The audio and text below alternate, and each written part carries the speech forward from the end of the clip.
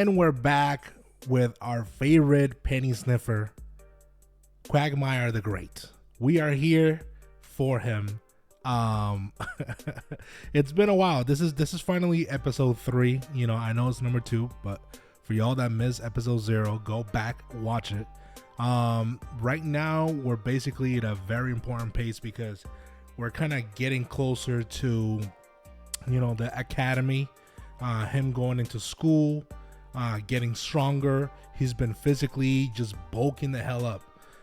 Even though he's been acting a little bit weird, him being down on himself, because you got to remember, this is a very important chapter for him. You know, this is still goes back to the first season where, you know, Roxy essentially walked him out. You know, like she let him outside so that he can actually break out of himself. So even though he's still, you know, somebody else completely mentally, he's another person that is kind of just holding back himself mentally. So just scrolling through, you know, we're already seeing that he's been literally bulking the hell up, bro. Like, this dude is diesel as hell. Even though he don't look like that, I got a feeling maybe when he's older he might be, you know, actually look like it through the clothes. But you know, I made this small clip at the beginning because I just found it so funny. I was like, man, the first thing that we see about him, aside from the bulking up, is just him paying his respect to the Roxy panties. That's crazy, bro. This dude really be carrying that shit in his pockets anywhere he goes. Okay, so but just kind of trudging through. He's basically out of town right now, and he's trying to build up his reputation because, you know, he realizes having the personality that he currently is dealing with is not going to help him anywhere, you know. So he's going around doing odd jobs. They got my man cleaning snow, bro. They got my man cleaning snow. He said, yeah, you better clean that snow.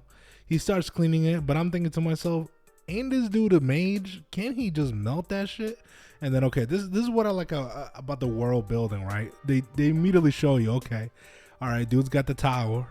Okay, he's got the tower. He starts powering up the tower. I guess, you know, obviously if you're a mage, which remember, being a mage is just OP in this world, you know, not just physicality, but you're essentially just powering up the tower, which indeed melts the snow. I'm like, okay, that's pretty efficient. This is a pretty advanced town. We've seen great towns so far, especially in season 1, big cities, especially where he previously was, but they haven't even shows anything like this other than like the canal system towards the end of season 1, how, like, you know, everything's all basically like a labyrinth under. But this is pretty dope. Now another thing that I didn't notice right away, right, there's this little girl, she trips on her dumbass, right, and she's hurt, and I'm thinking to myself, all right, why are you showing me this? My boy comes over and just heals her. But you gotta remember, if you get healed, right, that's a shit ton of money. That's just a whole lot of money, you know. But he just fixes her up. It's like, here you go, here's a little bit of that, you're pretty much good to go. He looks at the brother, yeah, pick her bitch ass up, get out of here, I'm done, you know. But then look who's around this corner, bro. Look who's around this corner. This hating ass, you know, she got the hots for him. Well, maybe not, I don't know. But she's still trying to figure Rudy out, you know. We saw in the last episode they were in the carriage, you know. He was giving attitude, not really, more like, you know, I don't really give a shit. And she was like, bro, that's disrespectful. Like, well, you can do that when we get to our destination. Right now, it's just, yeah, it just kind of sucks you being a Debbie Downer on a carriage through the snow, or we could be killed or destroyed on the way there. He realizes inside of the cave that that stupid little ass girl from before that told herself that she was a god shows up inside of the cave, which is crazy. I knew eventually they were gonna make a reference to her, you know what I mean? And she shows up as statue. He's like, word, I think I've seen this bitch before. And as we're scrolling through, They end up in a predicament right here. And if you saw earlier, there was a mission out to hunt these guys, and the other crew at the beginning actually went out after them. But they came out of nowhere through the caves, right? And they start getting attacked. You know, your boy's getting pressured. You know, he's pushing P. And I'm thinking I'm about to see some wild shit. You know what I mean? I'm thinking like, okay, all right, he's about to go ape shit, just like last episode or whatever. You know, he starts powering up. I'm thinking like, oh, yo, it's about to go crazy. He just shoots it at a rock. He's like, you know what? I'm not gonna waste my time. I'm just gonna shoot down this rock, close him out real quick. And guess what? It's clearly not enough. You know what I mean? He walks up, bitch, you just threw that rock at me, bro. They're pissed as hell. Eventually, you're gonna notice that first team that went on first, bro pops out of nowhere. He thinks he's from Hyrule, busting out the sword, comes down clean, cuts everything, starts going crazy, bro. I'm like, all right, this dude's OP. And you know what's crazy? Even pause right here. I got a feeling that Rudy actually makes a comment saying that this guy might have been what my dad was like when he was much younger. You know what I mean? Because his dad was very strong with the sword, you know, and cocky at the same time. And as soon as they're done with the battle, you know what I mean? He's like, all right, okay, bro, what are you doing here? You fucking on my mission. And of course, you know, this other dude that's similar to Rudy, I think. You know, he's also a magic caster. He's talking about like, nah, bro, this is not what it looked like. It's not what it looked like. And then bam, bro just gets knocked out real quick. You know, starts being sorry, and then dude's just high on power right now. Cause I got a feeling that he's just that dude. Like he just looks at the crew like, yeah, I could whoop y'all. I could just whoop y'all right now. No problem. Easy. I think everybody's cool. I'm sorry. I apologize for what happened. But I still don't like funny dude over there, bro. He said he's okay, but you're the worst, bro. He's just coming out his throat. Which is crazy to me. But he's always, look at that fake ass smile, bro. Even if I saw a dude smile like that, I'd be like, something stabbed. This something stabbed with this dude, bro. He's not okay. He's not all there.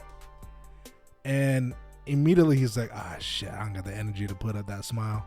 And he's like, I got you, motherfucker. I got you, bro. You ain't like that.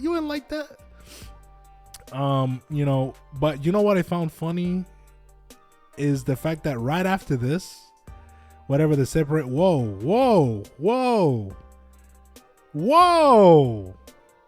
Are you seeing what I'm saying? Yo, I already see all the Dojin artists, bro, going ham after this. That's some crazy shit, bro. That's nasty. Right after that, bro just walks in the next day or a couple hours later after this drunken stupor. He still got the same attitude. He don't even apologize for nothing. He's just like, man, you still a bitch. But this is where it actually gets good finally. The team comes back after a mission. Obviously missing parties here. Where's that other girl? This is actually a very great demonstration of like his power. Like I'm sure almost maybe any mage can do that. Maybe at the master class level. But I got so souped and excited because I'm like, okay, he's starting to use his overpowerness to change the weather because he can. You know what I mean? Let's go. Looking for reasons, whatever. And here we have these monsters. I've never seen these before. I guess they must be unique to the area. But what's even crazier, he finds their remains, right? And he's thinking to himself like, all right, these bitches are done. These bitches are done. You know, he burns the bodies, whatever. And then he just finds old girl over here just chilling by the snow. Just chilling. Then he realizes, all right, I gotta go demon style over here. Crazy animations. I love it. He rescues her. She wakes up. Bro, they end up in a cave, man. And this dude cannot just stop being him, bro. I mean, they gotta get dry. But even while he's healing, bro, he's over here like, look. He's like, ah, shit. She's like, this motherfucker. It's like, give me some privacy. Whatever. They get dressed. They come back. But I found this to be very interesting right here. They start walking over, right? They're trying to leave. And she wants to say something. She tries to grab him. Which, by the way, they weren't that far apart. This bitch is terrible. But she's clearly trying to apologize for all the shit attitude that she's given him, even though she's been saved like I don't know how many times at this point, you know. And they come back to the team. Dude is reminiscing. Oh my god, I miss my team. Yo, you guys are not that bad. And you know, dude still doesn't. Oh well, he's being apologetic. I was gonna say he doesn't have a back still, but I doubt that he does.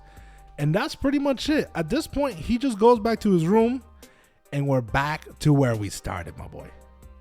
We're back to where we started. Check this out. First thing he does, lights up the fire. What's back there? You already know what's up. The shrine, bro. The shrine. I can't get over this. I can't get over this guy. I can't get over it. This dude's crazy. But that's it for this episode. Thank you so much for watching. I just wanted to kind of recap. I've already missed out on the other few episodes, but I figured I'd start with something that's already fresh. I love this show. I think this is going to be a very strong season. We all love season 1. If you're here for that, I completely understand. So I'm just excited for this thing to kind of just take it up a notch. You know what I mean? But comment, subscribe, share, comment. What else you want me to review? There's a lot of anime that comes out every season, and I'm almost down for almost all of it. But it's just as I've gotten older, it doesn't really appeal to me as much because there's so much goddamn isekai, bro. There's so much goddamn isekai about every single little thing. You know what I mean? And sometimes they're like a slice of life that you don't mind watching, but sometimes they're just complete doo-doo garbage. You know, if it's decent, I'll give it 2-3 episodes and then drop it if it's not good enough. But you know, but we're gonna see as I watch new anime that comes out this summer season.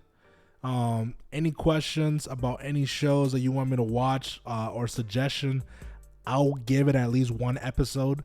And if it's garbage, my boy, I'm letting you know right now if I'm dropping it or not. But all right. Thank you for watching. Have a great day. I'll talk to you guys later. Peace.